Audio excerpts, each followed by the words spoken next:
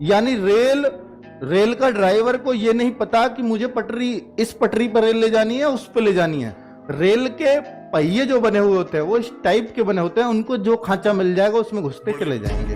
तो एक खांचे जो चेंज करे जाते हैं रेल की पटरी के, ऐसे होता है एक जॉइंट सा, उसको आगे पीछे करके रेल को इस पटरी पर लाना है या उस पे। तो ये स्टेशन जहाँ होते हैं, स्टेशन मास्टर के कंट्रोल में ये लोग काम करते हैं। आप लोग जैसे एक लड़की है रेलवे का काम कर रही है, ठीक है, किस पटरी पर ट्रेन को लेकर के आना है।